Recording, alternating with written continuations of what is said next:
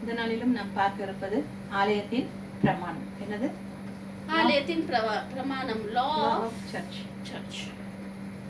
நாம் எல்லாரும் யாரு? நம்ம இயேசுவின் பிள்ளைகள். நம்ம எல்லாருமே என்னவா இருக்கிறோம்? தேவனுடைய ஆலயமாக இருக்கிறோம். இப்ப நமக்குள்ள யார் வாசம் பண்ணுகிறார்? பரிசுத்த ஆவியானவர் நமக்குள்ள வாசம் செய்து கொண்டிருக்கிறார் என்று சொல்லி நாம பார்க்கிறோம். இந்த நாளிலும் எசேக்கியேல் 43:12.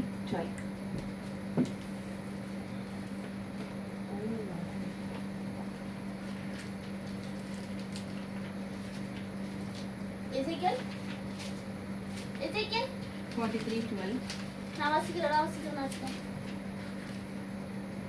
The temple area on my holy mountain must be sacred. This is the most important law about the temple. அம்மா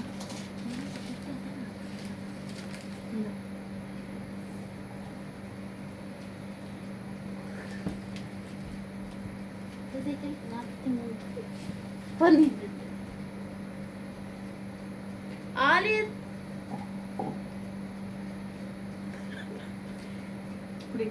ஆலயத்துடனுடைய பிரமாணம் என்னவென்றால், மலையுச்சியின் மேல் சுற்றிலும் அதன் எல்லைகள் எங்கும் மிகவும் பரிசுத்தமாய் இருக்கும். இதுவே ஆலயத்துடைய பிரமாணம். ஆலயத்தினுடைய பிரமாணம் என்னவென்றால், மலையின் உச்சியின் மேல் சுற்றிலும் அதன் எல்லை எங்கும் மிகவும் பரிசுத்தமாயிருக்கும். இதுவே ஆலயத்தினுடைய பிரமாணம். ஆலயத்தினுடைய பிரமாணம் என்ன என்று பார்த்தோம்னா, மலை உச்சியின் மேல் அதன் மேலும் அதை சுற்றி இருக்க எல்லா இடமுமே எப்படி இருக்குமா? பரிசுத்தமாக இருக்கும். இதுதான் தேவனுடைய ஆலயத்தினுடைய பிரமாணம் என்று சொல்லி பார்த்தோம். அப்போ தேவன் நம்மை எதற்காக அழைத்திருக்கிறார்? இங்க என்ன பார்த்தோம்? எல்லை எங்கிலும் எப்படி இருக்கா? பரிசுத்தமாக இருக்கிறது என்று சொல்லி நாம பார்க்கிறோம். அப்போ தேவன் நம்ம எதற்காக அழைத்திருக்கிறார்? பரிசுத்தத்திற்கு தான் அழைத்திருக்கிறாரே தவிர அசுத்தத்திற்கு நம்மை அழைக்கவில்லை என்று சொல்லி நாம பார்க்கிறோம். ஹல்லேலூயா. அப்போ இந்த சரீரத்தை நம்ம எப்படி வச்சிருக்க வேண்டும்? பரிசுத்த பாண்டமாக நாம் ஆண்டு கொள்ள வேண்டும் என்று சொல்லி பார்க்கிறோம். அப்போ ஆதி ஆகமத்துல இப்ப நம்ம எல்லாருமே நம்ம என்ன செய்யலாம்? நம்முடைய வலது கையை உயர்த்தி, நான் என்னவா இருக்கேன்? நான் தேவனுடைய ஆலயமாய் இருக்கிறேன். தேவன் என்னை அசுத்தத்திற்கல்ல, சொல்லுங்க, பரிசுத்தத்திற்கே அழைத்திருக்கிறார். இந்த சரீரத்தை பரிசுத்த பாண்டமாக நான் ஆண்டு கொள்ள போகிறேன். இந்த வார்த்தையை எப்படி வெறும் உதட்டால உச்சரித்தோமா, இல்ல உள் மனசுல இருந்து உணர்ந்து சொல்லுகிறோமா என்று சொல்லி நம்ம பார்க்க வேண்டும். ஏன்னா இந்த காரியம் இன்னைக்கு இதை குறித்து நம்ம எப்படின்றத நம்ம பார்க்கலாம். ஆதி ஆகமத்துல தேவன் என்ன செய்யறாரு? ஏதேன் தோட்டத்துல என்ன யாரோட உலாவுகிறார்? ஆதாம் ஏவலோடு உலாவுகிறார் என்று சொல்லி நம்ம பார்க்கிறோம். அங்க ஆலயம் இருந்துச்சா? ஏதேன் தோட்டத்துல ஆதேன் தோட்டத்துல ஏதோ ஆலயம் இருந்ததா? அங்க ஆலயம் இல்லை. ஆனா அங்க மனுஷங்க இருக்காங்க, தேவன் இருக்கிறாரு, ஆனா ஆலயம் இல்லை அப்படின்னு சொல்லி நம்ம பார்க்கிறோம். எதற்கு ஒரு ஆலயம் தேவைப்படுகிறது? இப்ப ஆலயம் என்று எதுக்கு தேவைப்படுகிறதுனா, தொழுது கொள்வதற்கும் ஒரு ஐக்கியத்திற்கும் ஆலயம் தேவைப்படுகிறது என்று சொல்லி பார்க்கிறோம். இந்த ரெண்டு காரியமும் என்ன இல்ல? ஏதேன் தோட்டத்துல இருந்தது. ஒரு ஐக்கியம் இருந்தது. தேவன் அவர்களோடு இருந்தார், தொழுது கொள்வதற்காக இருந்தார் என்று சொல்லி நம்ம பார்க்கிறோம். அப்போ கர்த்தரை தொழுது கொண்டார்கள், தேவனோடு ஐக்கியம் இருந்தது. ஆனா என்ன இல்ல?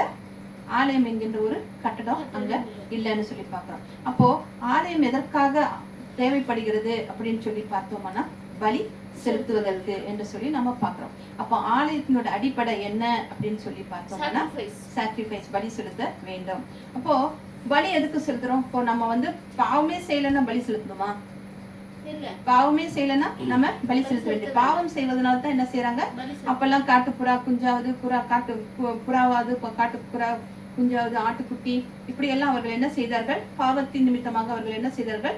பலி செலுத்தினார்கள் ஆலயத்தில் என்று சொல்லி நம்ம பார்க்கிறோம். அப்போ பாவம் இல்லைன்னு சொன்னா நமக்கு ஆலயமே வேண்டாம். ஆனா ஏதேன் தோட்டத்துல அந்த நேரத்துல கர்த்தரோட அவங்க உலாவிக்கிட்டு இருந்த போது அவங்க கிட்ட என்ன இல்ல? பாவம் இல்ல, பரிசுத்தமாக தேவனுடைய சாயலாக அவர் மனுஷனை படிச்சாருன்னு சொல்லி பாக்குறோம். அப்போ தினந்தோறும் அந்த பகலின் குளிர்ச்சியான வேலையில தேவன் என்ன செஞ்சாரு, இறங்கி வந்து தோட்டத்துல அவங்களோட கூட என்ன செய்துட்டு இருந்தார், பேசிக்கிட்டு வந்தார் அப்படின்னு சொல்லி நம்ம பாக்குறோம்.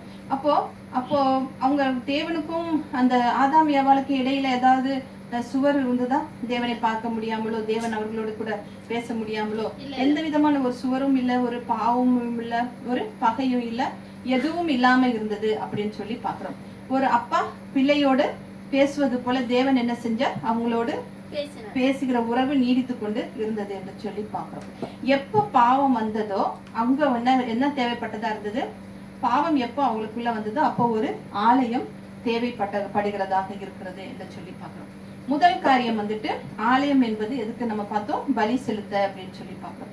அப்போ பலி செலுத்தனா நம்மளுடைய பாவத்தை நிவர்த்தி செய்வதற்காக, ஐயோ நான் பாவம் செஞ்சுட்டேன் அப்படிங்கறத என்ன செய்யறது, ஐயோ இந்த பாவத்துல இருந்து நான் என்ன மன்னிச்சுங்க அப்படின்னு சொல்வதற்காக அவங்க என்ன செய்யறாங்க, பலி செலுத்துறாங்க. அப்போ அதுக்கு என்ன வேணும், ஒரு பலிபீடம், ஆல்டர் வேணும் இல்லையா? அப்போ ஆல்டர் வேணும்னா முக்கியமா ஒரு என்ன இருக்கணும், கட்டடம் இருக்கணும். அப்போ ஆலயத்தினுடைய முதல் நோக்கம் என்ன, பாவம் வந்து விட்டால் என்ன செய்ய வேண்டும், தேவனோடு உள்ள ஐக்கியம் நமக்கு என்ன போகிறது, விட்டு போகிறதாக இருக்கிறது. அப்போ தேவனையும் மனுஷனையும் இணைக்க வைக்கிற ஒரு இடம் தான் எதுன்னு சொல்லி பாக்குறோம், ஆலயம் என்று சொல்லி நம்ம பாக்குறோம். புரியுதா? அப்போ ஆலயம் வந்து எதற்காக, நம்ம பாவத்தை நிவர்த்தி செய்வதற்காக, நம்முடைய பாவங்களை நிவர்த்தி செய்வதற்காக ஆலயம் என்று சொல்லி பாக்குறோம். அப்போ தேவனுக்கும் மனுஷனையும் இணைத்தி வைக்கிற ஒரு இடம் எதுன்னு சொல்லி சொன்னோம்னா எதாக இருக்கிறது, ஆலயம் என்று சொல்லி பாக்குறோம். அப்போ ஆலயத்துக்குள்ள என்ன இருக்கணும், ஒரு பலிப்பீடம் இருக்கணும்.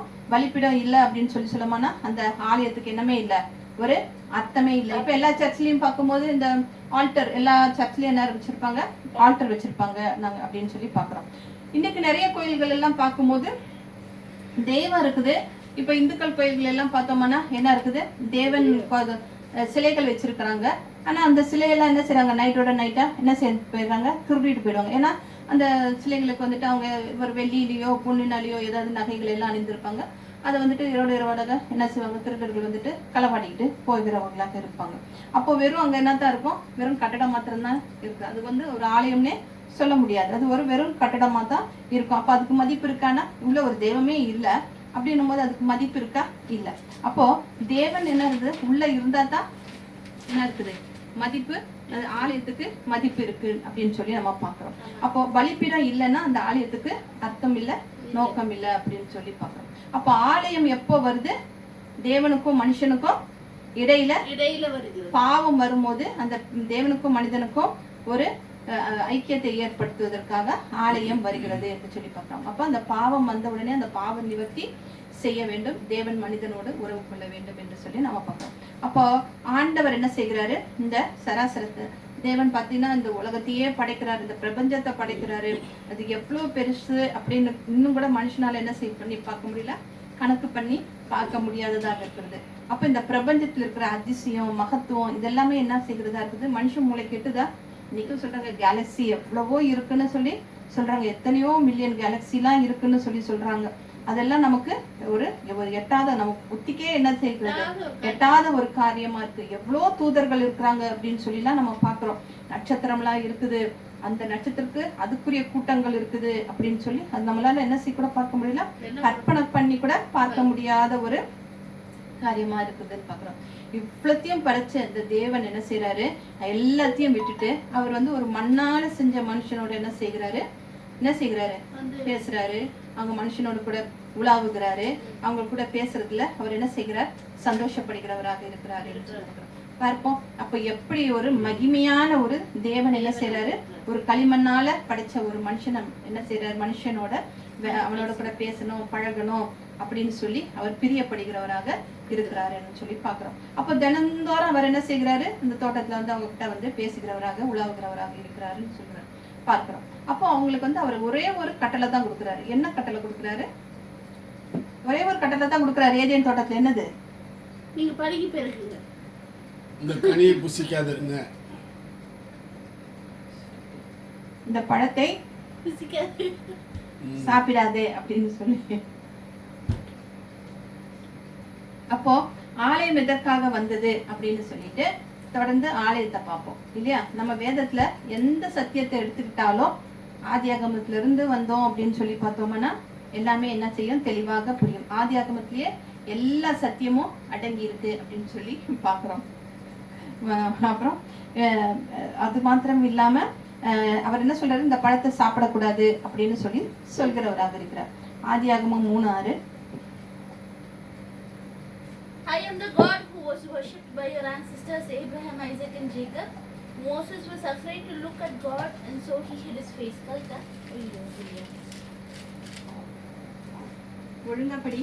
அப்பொழுது ஸ்திரீயானவள், அந்த விருட்சம் புசிப்புக்கு நல்லது, பார்வைக்கு இன்பம், புத்தியை தெளிவிக்கிறது, இச்சிக்கத்தக்கது விருட்சமாய் இருக்கிறது என்று கண்டு அதன் கனியை பறித்து புசித்து தன் புருஷனுக்கும் கொடுத்தாள். அவனும் புசித்தான். The woman stared at the fruit. It looked beautiful and tasty. She wanted the wisdom that it would give her, and she ate some of the fruit. Her husband was there with her, so she gave some to him and he ate it too.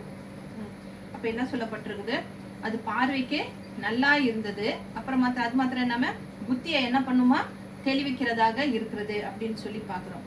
அப்போ அதுக்கு முந்தின வசனம் என்னன்னு போட்டிருக்கு, 5. நீங்கள் இதை புசிக்க நாளிலே உங்கள் கண்கள் திறக்கப்படும் என்றும் நீங்கள் நன்மை தீமை அறிந்து தேவர்களை போல இருப்பீர்கள் என்றும் தேவன் அறிவார் என்று சொல்லி பாம்பு யார்கிட்ட சொல்லுது, அந்த பொண்ணு கிட்ட சொல்லுது, ஏவாள் கிட்ட சொல்லுது.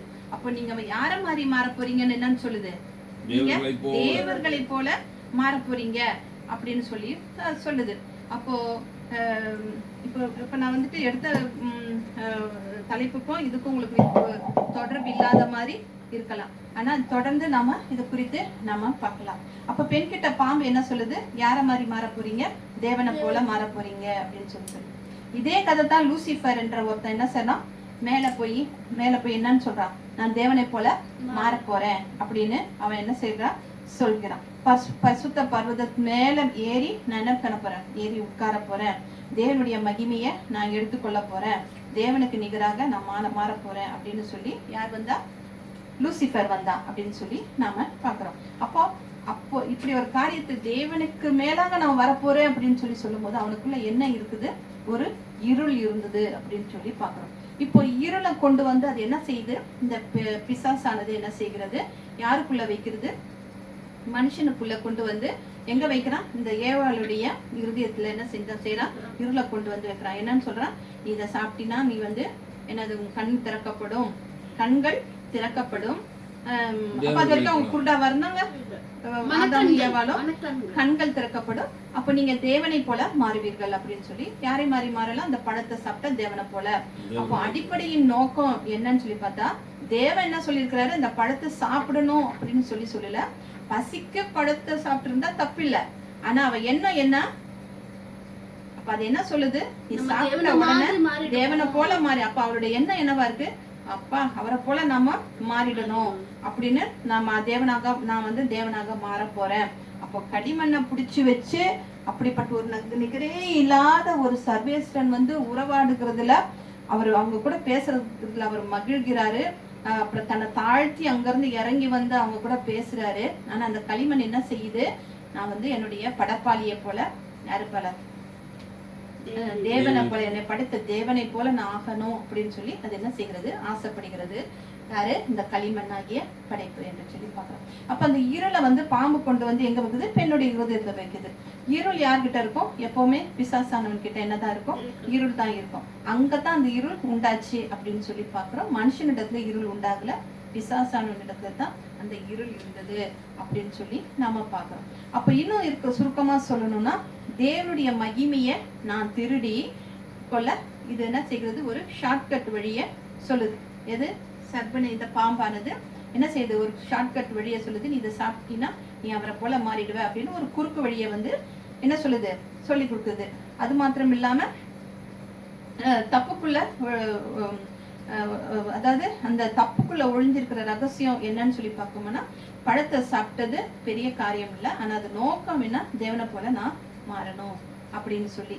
அப்போ அவளுடைய நோக்கம் என்னவா இருந்தது, சரி அந்த பழத்தை நான் சாப்பிடுறேன், ஆனா எனக்கு என்ன பண்ணணும், அது சொன்னது அவளுக்குள்ள இருக்குது, நான் தேவனை போல நான் மாறணும் அப்படின்னு சொல்லி அந்த ஒரு காரியம் அவளுக்குள்ள இருக்கிறது அப்படின்னு சொல்லி நம்ம பார்க்கறோம். அப்ப அவள் சாப்பிட்டுட்டு அவள் என்ன செய்யறா, அவள் கொண்டு வந்து புருஷனுக்கும் கொடுக்குறான், அவனும் சாப்பிடுறான். அவன் என்ன செய்யறான், அவனும் நினைக்கிறான் நானும் தேவனை போல சொல்லியிருப்பா இல்லையா, இதை சாப்பிட்டா நம்ம தேவனை போல ஆயிடுவோம்னு. அவனும் அதை வாங்கி சாப்பிட்டு, அப்ப அவனுக்குள்ளேயும் அந்த ஒரு எண்ணம் இருக்கு, ஆதாமுக்கும் நானும் தேவனை போல மாறிடுவேன் அப்படின்னு சொல்லி. அப்போ அங்க என்ன போட்டிருக்கு, அது என்ன சொல்லுது, கண்கள் திறக்கப்படும் என்று. அப்போ என் கண் திறக்கும் நாளிலே நான் யார மாதிரி இருப்பேன், ஏலோஹிம், அதாவது கர்த்தராகிய இயேசு கிறிஸ்து தேவனாகிய ஏலோஹிம் இறங்கி வருவார், நானும் ஏலோஹிமை போல நிற்க போறேன் அப்படிங்கிறது அவங்களுடைய எண்ணமாக இருக்கிறது என்று சொல்லி நம்ம பார்க்கிறோம். அப்ப அவங்களுக்குள்ள என்ன வருது, ஒரு மேட்டிமை வருது. அப்புறம் மகிமையை திருட வேண்டும், இந்த தேவனுடைய மகிமையை நான் திருட வேண்டும். ஏன்னா சர்வம் சொல்லிடுச்சு நீங்க தேவனை போல மாறிடுவீங்க, அதனாலதான் அவர்களை அந்த பழத்தை சாப்பிட வேணாம்னு சொல்றாரு. நீங்க இதை சாப்பிட்டுட்டீங்கன்னா உங்க கண்கள் எல்லாம் திறக்கப்படும், அப்ப நீங்க அவரை போல நீங்க மகிமை ஆயிடுவீங்க அப்படிங்கிற ஒரு மேட்டிமையும், அது வந்து அந்த தேவனுடைய மகிமையை திருட வேண்டும் அப்படிங்கிற ஒரு எண்ணம் என்ன செய்கிறது, வருது. தானா வரல, ஏற்கனவே என்னது லூசிஃபர் எல்லாம் முயற்சி செஞ்சு அவர் என்ன செஞ்சாரு, லூசிஃபரை தாள தள்ளினார். அவனோட கூட சேர்ந்து அவர் நிறைய பேர் என்ன செய்தார், தாள தள்ளினார் என்று சொல்லி பார்க்கணும். அப்ப அந்த இருளை கொண்டு வந்து அது என்ன செய்து ஆதாம் ஏவாள் மனதுல வைத்ததுன்னு சொல்லிப்பாங்க. இப்ப 2 பேரும் என்ன செய்றாங்க, தினமும் தேவனோட உலாவி கொண்டு பேசிக்கிட்டு உறவாடி கொண்டிருந்த இருதயத்துல இருள் வந்து என்ன செய்தது, ஆண்டு கொண்டது என்று சொல்லி பார்க்கிறோம். இருள் வந்த உடனேயே இவருடைய கண்கள் என்ன செய்யப்பட்டது, இவங்க அந்த பழத்தை சாப்பிட்ட உடனேயே இவர்களுடைய கண்கள் என்ன செய்யப்பட்டது, திறக்கப்பட்டது என்று சொல்லி பார்க்கிறோம். அப்போ அவ்வளவு நாளா அப்ப அவங்க கண்கள் வந்துட்டு கண்கள் மூடி இருந்ததா அப்படின்னு ஒரு கேள்வி வரும் இல்லையா. கண்கள் திறக்கப்பட்டது அப்படின்னு சொன்னா அப்போ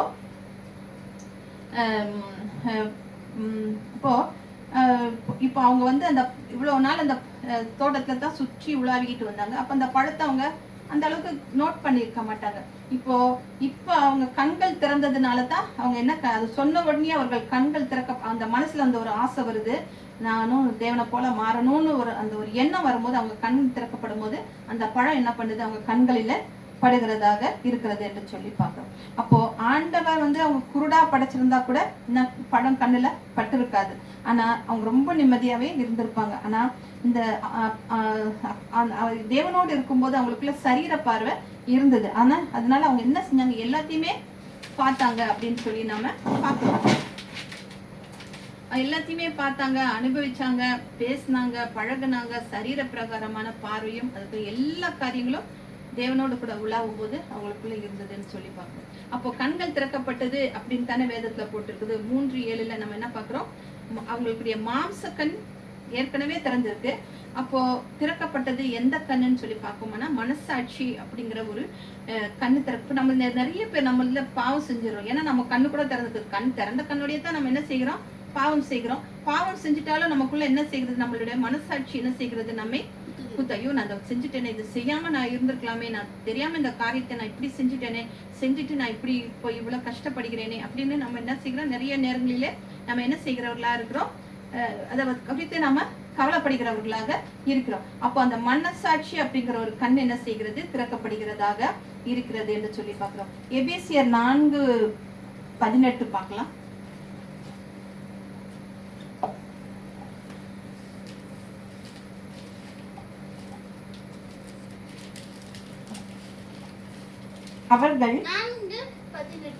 அவர்கள் புத்தியில் அந்தகாரப்பட்டு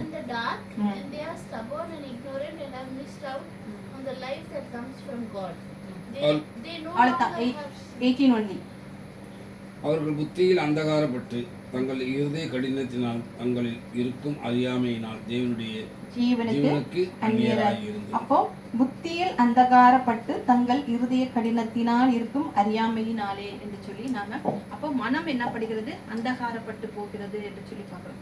அப்போ உள்ள என்ன இருக்குது, உள்ள அந்த ஆத்மாவுடைய கண், அந்த இருதயத்தின் கண் என்ன செய்யப்படுகிறதாக இருக்கிறது, அவர்களுக்கு திறக்கப்படுகிறதாக இருக்கிறது என்று சொல்லி பார்க்கிறோம். அப்போ பாவம் உள்ள வரும்போது இன்னொன்னு நடக்குது. அது என்னன்னா, பாவம் செய்கிற எந்த ஆத்மாவும் என்ன ஆகும், சாகும் என்று சொல்லி நம்ம பார்க்கிறோம். எதுல போட்டிருக்கோம், பாவம் செய்கிற எந்த ஆத்மாவும் சாகவே சாகும் எதுல போட்டிருக்கோம், எசேக்கியேல்ல 18:20 நாம பார்க்கிறோம். பார்க்கலாமா? எசேக்கியேல் 18:20.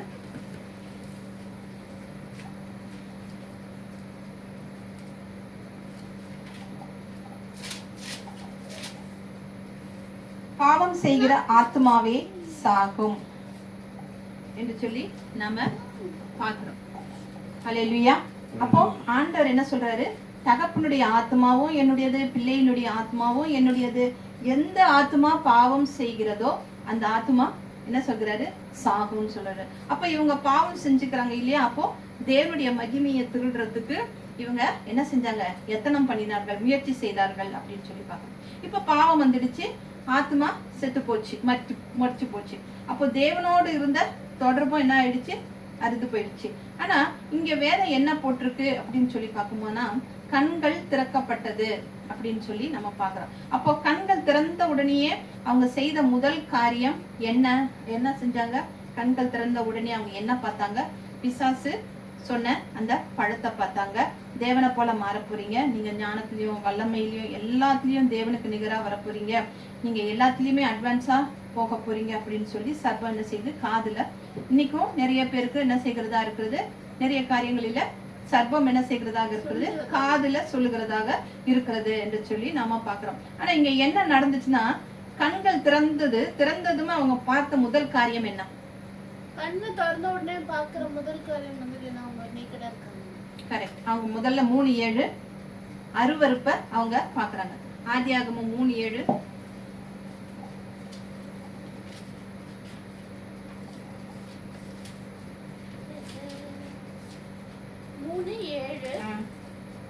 At once they saw what they had done and they realized that they were naked.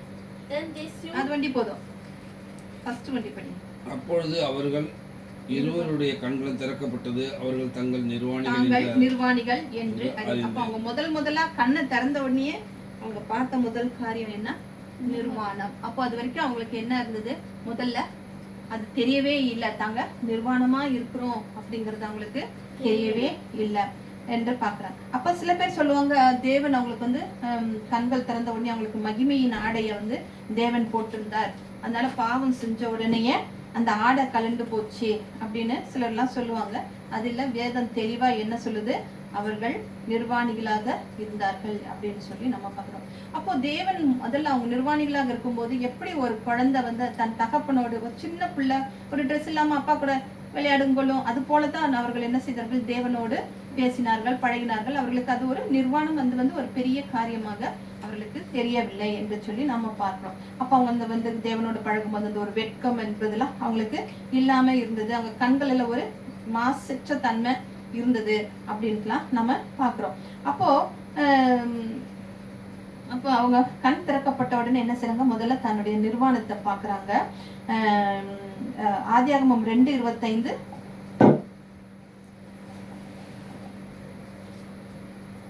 Although the man and his wife were both naked, they were not ashamed. அப்ப முதல்ல எப்படி இருந்தாங்க, ரெண்டு பேரும் நிர்வாணமா இருந்தும், நிர்வாணிகளாக இருந்தும் என்ன பண்ணாங்க, வெட்கப்படாது இருந்தார்கள் அப்படின்னு சொல்லி நாம பாக்குறோம். அப்ப அவங்க மனசுல அந்த நேரத்துல இருள் இருந்துச்சா, இருள் இல்ல, ஆத்மால இருள் இல்ல, குழந்தைய போல அந்த மனசோட இருந்தாங்க. அவங்களுக்குள்ள என்ன இருந்தது, தெய்வீக பிரசனம் அவங்கள ஆண்டுகிட்டு இருந்தது. அப்போ இதெல்லாம் இருந்த உடனே இந்த சர்வம் வந்து அவங்களுக்குள்ள என்ன செஞ்சது, இருளை வச்சது. இருளை வச்ச உடனே அவங்க கண்ணு திறந்த உடனே அவங்க எல்லாம் உணர்றாங்க, தான் நிர்வாணி அப்படிங்கறத அவங்க என்ன செய்யறாங்க, உணர்கிறார்கள் என்று சொல்லி பாக்குறோம். சரி, நிர்வாணத்தை தொடர்ந்து என்ன வருது, 3:10 பார்க்கலாம். ஆதியாகமம் அடுத்ததாக என்ன வருகிறது அவங்களுக்குள்ள, அதற்கு அவங்களுக்கு வந்து நான் தேவனுடைய சத்தத்தை தோட்டத்திலே கேட்டு நான் நிர்வாணியா இருப்பதாக ஒளிந்து கொண்டேன். நான் தேவனுடைய சத்தத்தை கேட்டு நான் நிர்வாணியா இருப்பதினால், இரண்டாவது என்ன வருது, பயம். அவங்களுக்குள்ள என்ன வருகிறது, பயம் வருகிறது என்று சொல்லி, வெரி குட். நம்ம அடுத்தது என்ன வருகிறது, அவர்களுக்குள்ளே பயம் வந்தது. வேதத்துல முதல் பயம்னு வந்த ஒரு காரியம் எது, இதுதான் என்று சொல்லி நம்ம பாக்குறோம். இவங்க ரெண்டு பேருக்குள்ள, ஆதாம் ஏவாளுக்குள்ள இருந்த பயம் இன்னமும் என்ன செய்கிறதாக இருக்கிறது, இந்த பயம் எல்லாவரையுமே கண்டு கொள்கிறதாக இருக்கிறது என்று சொல்லி பார்க்கிறோம். அப்போ யாரை பார்த்து இவங்க பயப்படுறாங்க, ஒரு நீதியுள்ள நியாயாதிபதி வரப்போறாரு, ஐயோ அவர் வந்துட்டு என்ன செய்யறாரு, செஞ்ச தப்புக்கு என்ன செய்ய போறாரு, தீர்ப்பு சொல்ல போறாரு அப்படின்னு சொல்லி தேவனை பார்த்து அவங்க நடுங்குகிறாங்க. அது வரைக்கும் அப்பா மாதிரி கொஞ்சம் கொள்ளாயிட்டு இருந்தாங்க. பகலின் குளிர்ச்சியான நேரத்துல எல்லாம் அவர் தினமும் வருவாருன்னு நம்ம பாக்குறோம் இல்லையா, பகல் அவர்களோடு கூட உலாவினார் என்று சொல்லி நம்ம பாக்குறோம். இன்னைக்கு கண் திறக்கப்பட்ட உடனே அவங்க பார்த்த முதல் காரியம் நிர்வாணம், அதுக்கு பின்பு எப்படி என்ன வந்தது, பயம் வந்தது என்று சொல்லி. இன்னைக்கு சபையில மக்கள் தேவனுக்கு பயப்படுறாங்களா, இன்னைக்கு ஆலயத்துல தேவனுக்குரிய ஒரு பயம் இருக்கா? இல்ல. இல்ல. ஆலயத்துல இப்ப என்ன செய்யறாங்க, எப்படி வேணாலும் இருக்கலாம் அப்படின்னு இருக்கு. இன்னைக்கு அவங்க பயப்படுறதெல்லாம், மக்கள் வந்து பயப்படுறதெல்லாம், கிறிஸ்துவர்கள் பயப்படுறதெல்லாம் எதுக்கு? மந்திரம், பிசாசு, செய்வினை, மந்திரம், சூனியம், இதுக்கெல்லாம் தான் அவங்க என்ன செய்யறாங்க, பயப்படுறாங்க அப்படின்னு சொல்லி பாக்குறோம். அப்ப தேவனை பற்றிய பயம் இருந்தா நம்ம என்ன செய்யப்பட மாட்டோம், எதை பற்றியுமே நம்ம பயப்பட மாட்டோம். நமக்குள்ள தேவன் இருக்கிறார், நம்ம மனசு சுத்தமா இருக்கு, என் ஆத்மா சுத்தமா இருக்கு, பரிசுத்தமா இருக்கு, என் கண்ணு தெளிவா இருக்கு, இந்த எண்ணம் நம்ம இருந்தோம்னா நம்ம என்ன செய்ய மாட்டோம், எதுக்குமே பயப்பட மாட்டோம். இந்த பெண் என்ன செய்யறாங்க, சர்வத்தை பார்த்து பயந்தாளா? ஐயோ அங்க பாம்பு இருக்குதேன்னு அந்த சர்வத்தை பார்த்து பயந்தாளா? இல்ல. இல்ல. பிசாசை பார்த்து பயந்தாளா? பாவத்தை பார்த்து பயந்தாளா? இல்ல. எதை பார்த்தும் பயப்படல. தேவனை பார்த்த உடனேயே அவங்களுக்கு என்ன வந்தது, பயம் வந்தது என்று சொல்லி பார்க்கணும். இப்ப அன்பின் உருவான தேவன் என்ன இருக்கிறாரு, எப்படியா இருக்கிறாரு, கோபத்தோட இருக்கிறாரு என்று சொல்லி பாக்குறோம். அப்ப அந்த காலடி சத்தம் கேட்கிறது. கேட்ட உடனே அவங்களுக்கு என்ன வருது, நடுக்கம் வருது. ஐயோ நம்ம குத்தம் செஞ்சுட்டோமே, தெரியாம செஞ்சுட்டோமே அப்படின்னு நம்ம எல்லாருக்குமே இருக்கிற மாதிரி தான் அவங்களுக்குள்ளேயும் என்ன செஞ்சாங்க, என்னது காணப்படுகிறதாக இருக்கிறது அப்படின்னு சொல்லி பாக்குறோம். இப்போ நம்ம ஒரு சும்மா ஒரு உதாரணத்துக்கு, தினமும் நம்ம வீட்டுல ஒரு ஜெபம் பண்றோம். ஒரு காலையில 7 to 8, இல்ல சாயந்தரத்துல ஒரு 4 to 5 இப்படி ஜெபம் பண்றோம்னு வச்சுக்கோ. அந்த ஜெப நேரத்தை கண்டினியூஸா நம்ம கரெக்டா அந்த நேரத்துல பண்ணிக்கிட்டு வரோம். ஏதாவது ஒரு நாள் அந்த ஒரு நேரத்தை வந்து நம்ம வேற எதுக்காவது ஒரு காரியத்துக்கு நம்ம கொடுத்துட்டோம்னு வச்சுக்கோ. அப்போ நமக்குள்ள அந்த என்ன இருக்கும், ஒரு கில்ட்டி கான்சியஸ். ஐயோ எப்பவுமே இந்த ஜெபத்தை கொடுத்துட்டேனே, ஜெபத்துக்கு இருப்பேனே, இன்னைக்கு முக்கியமா இதுக்குரிய இந்த காரியத்துக்கு என்ன செய்யறேன், என் ஜெபத்தை நான் வந்து என்ன செஞ்சுட்டேன், தள்ளி வச்சுட்டேனே அப்படிங்கிற என்ன இருக்கும், ஒரு கில்ட்டி கான்சியஸ் நமக்கு என்ன இருக்கும், இருக்கும் இல்லையா? ஏதாவது ஒரு டிவி, ஏதாவது அந்த நேரம் பார்த்து ஏதாவது ஒரு கிரிக்கெட்டை போட்டுருக்கலாம். சரி இதை முடிச்சுட்டு ஜெபத்தை பண்ணிடலாம், தேவன் பண்ணி நம்மள என்ன எப்படியும் பண்ணிட தானே போறோம் அப்படிங்கிற அந்த ஒரு காரியமெல்லாம் நம்ம பண்ணும்போது, ஆனாலும் நமக்குள்ள ஒரு என்ன இருக்கும், உள்ளுக்குள்ள ஐயோ நம்ம ஜெபத்தை நம்ம விட்டுட்டு வந்துட்டோமே அப்படிங்கிற ஒரு காரியம் இருக்கு இல்லையா? அது போலதான் தேவனுடைய அந்த போலதான் அவங்களுக்குள்ள என்ன இருக்கிறது, காரியம் இருக்கிறது என்று சொல்லி நம்ம பாக்குறோம். அப்போ ஆண்டவருடைய பாதத்துல காத்திருக்கிறவங்களுக்கு என்ன கண்டிப்பா இந்த ஒரு பதட்டம் நிச்சயமா எல்லாருக்குமே இருக்கும். நம்முடைய மனசாட்சி என்ன செய்யணும், நீ தேவனோட செலவழிக்க வேண்டிய நேரத்துல நீ வேற காரியம் பண்ணிட்டு இருக்கியே அப்படின்னு சொல்லி என்ன செய்யும், நம்மை உணர்த்தும் என்று சொல்லி பார்ப்போம். இப்ப இந்த 2 பேருடைய சூழ்நிலையை பார்க்கும்போது தப்பு பண்ணிட்டாங்க. அப்போ தேவன் வராரு, பயம், நிர்வாணம் வந்துருச்சு, பயம் வந்துருச்சு. ஆண்டவர் அப்ப தேவனுக்கு தெரியுமா தெரியாதா, இவங்க 2 பேரும் தவறு செஞ்சுட்டாங்கன்னு தெரியும். அப்போ மேகத்தை திறந்து கிட்ட அப்ப வந்துட்டு இவங்க பாவம் செஞ்சுட்டாங்க அப்படின்ட்டு கோவத்தோட அவர் மேகத்தை திறந்துட்டு தூதர்களோட ஒரு கத்தியோட வந்து என்ன செய்யல, அவங்கள வந்து தூக்கிட்டு வந்திருக்கலாம், கையில தூக்கிட்டு வந்துட்டு அவங்கள வந்து எதையாவது செஞ்சிருக்கலாம், கொலை செஞ்சிருக்கலாம், எது வேணாலும் பண்ணிருக்கலாம் தேவன். ஆனா அவர் அப்படிலாம் செஞ்சாரா? அவர் வந்துட்டு ஒண்ணுமே செய்யல, பொறுமையா வராரு. தோட்டத்துல என்ன செய்யறாரு, பொறுமையா வராரு. நீண்ட பொறுமையுள்ள தேவன். அவங்க நிர்வாணி அப்படின்னு தெரிந்து திடீர்னு அவங்க வந்து நிற்கல. அவர் என்ன செய்யறாரு, மெல்லமாத்தா நீங்க எங்க இருக்கீங்க அப்படின்னு சொல்லி கேட்டுட்டு அவர் என்ன செய்கிறவரா இருக்கிறாரு, வருகிறவராக இருக்கிறார் என்று சொல்லி நான் பாக்குறேன். அதோ நான் வரேன் அப்படிங்கறது அவங்களுக்கு என்ன செய்யறாரு, காலடி மூலியமாக அவங்களுக்கு தெரிவிக்கிறார். இதோ நான் வரேன் அப்படின்னு சொல்றாரு. நீ உன்னை ஆயத்தப்படுத்திக்கோ, நீ நிர்வாணமா இருக்கிற, நீ உன்னை ஆயத்தப்படுத்திக்கோ அப்படின்னு சொல்லி வரார். அப்போ அவன் வரும்போது கேட்கும் போது தான் அவங்க என்ன சொல்றாங்க, நான் நிர்வாணியா இருக்கேன், உனக்கு நிர்வாணம், நீ நிர்வாணின்னு உனக்கு சொன்னது யாரு அப்படின்னு சொல்லி அவரு கேட்கிறாரு. அல்லேலூயா.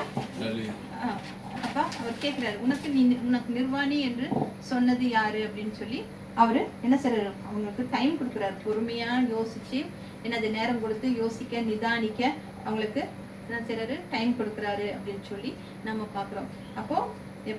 இப்போ கற்பனை பண்ணி பார்ப்போம். ஒரு அன்பான பிதா, நீதியுள்ள நியாயாதிபதி நடந்து வராரு.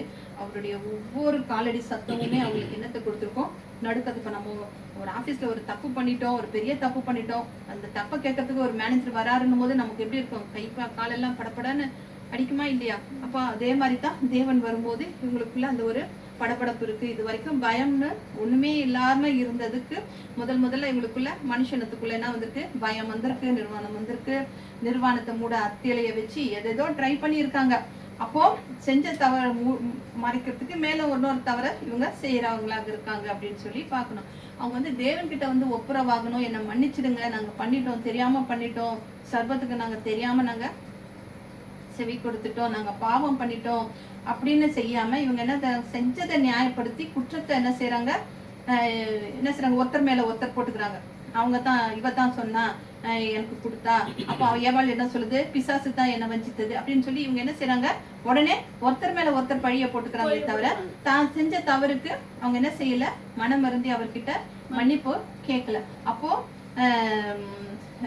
அதே போலதான் நம்ம வேதத்துல நிறைய பேர் பார்த்தோம்னா யோனத்தான் இருக்காரு இல்லையா, யோனத்தான் வந்துட்டு நிறைய பேருடைய கண்கள், வேதத்துல நிறைய பேருக்கு கண்கள் திறக்கப்பட்டதுன்னு பாக்குறோம். அப்போ யோனத்தான் வந்துட்டு கண்கள் திறக்கப்பட்டது அப்படின்ற ஒரு தலைப்பு, இப்போ கண்கள் திறக்கப்பட்டது அப்படின்ற ஒரு தலைப்புல சில காரியங்களை நம்ம பார்க்கலாம்.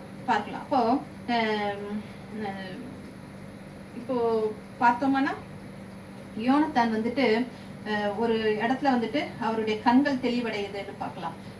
சண்டை போட்டுட்டு இருக்காங்க பெலிஸ்தர்கிட்ட. பெலிஸ்தரோடு இவங்க சண்டை போட்டுட்டு இருக்கும்போது யோனத்தான் சண்டை போட்டுட்டு இருக்கும்போது சவுல் வந்துட்டு ஒரு கட்டளை போடுறாரு.